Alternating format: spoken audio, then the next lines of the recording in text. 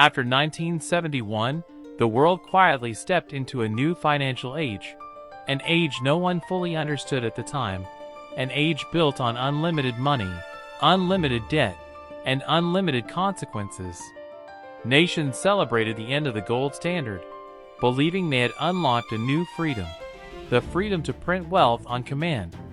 But in reality, they had opened a door that would change the global economy forever. The modern world, our salaries, our prices, our savings, our struggles, are all shaped by what happened next. Because once money lost its anchor, the system lost its balance. And the shockwaves continue even today. What you're about to hear isn't just history. It's the hidden engine that still controls every modern economy and every ordinary life, without most people ever realizing it. At first, nothing seemed wrong. Governments enjoyed their new power. Banks expanded faster. Markets grew larger. It looked like prosperity. But beneath the surface, something subtle and dangerous was happening. Inflation was no longer temporary. It became structural. Debt was no longer a tool. It became necessary for survival. And the financial system, instead of serving the people, began feeding on them. The cracks appeared slowly, but over decades, they became impossible to ignore. By the 1980s and 1990s, a strange pattern emerged across the world. Prices kept rising, not because things were improving, but because money itself was losing value. Salaries froze while housing became a luxury. Education became a lifelong burden.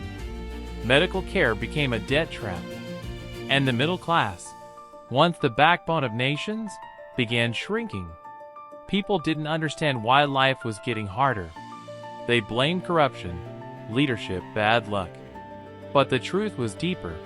The financial system itself had changed its nature. It no longer rewarded hard work, it rewarded debt.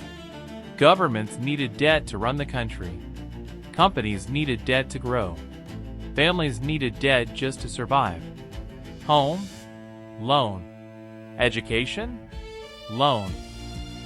Car? Loan. Emergency?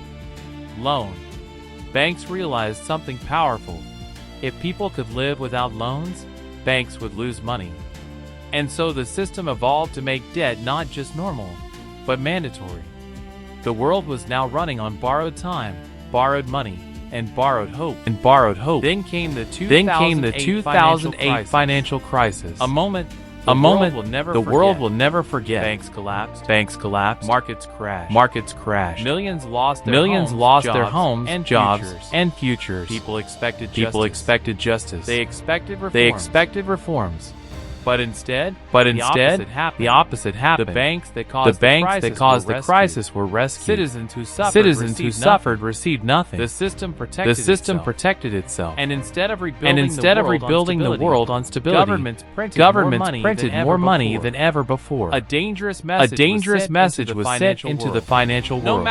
No matter how big the failure, the system will save itself. And from that moment the modern economy became a game the ordinary person could never win. After 2008, something shocking happened. The rich doubled their wealth. Billionaires multiplied. Corporations became larger than nations.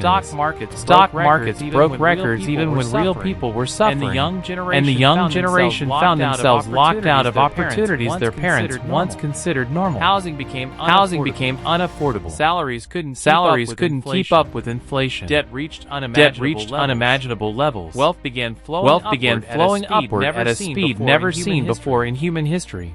But this wasn't corruption. This wasn't mismanagement. This was the mathematical design of a system where printed money always reaches the rich first, while ordinary citizens receive it last, after prices have already risen. But the story doesn't stop there. The world entered a new financial age, more digital, more complex, and far more dangerous. A world where cash is disappearing, replaced by digital currencies controlled by central banks. These central bank digital currencies look modern and advanced. Fast payments, easy transaction. No cash needed. But behind the convenience hides a new kind of control. A system where a government can freeze your money, track every purchase, limit how you spend, or even expire your savings. Not in theory. In code, money becomes programmable. Citizens become data points. And financial freedom becomes a myth. Meanwhile, global debt crossed $350 trillion, more than any government can repay, more than any country can fix, more than the entire planet produces.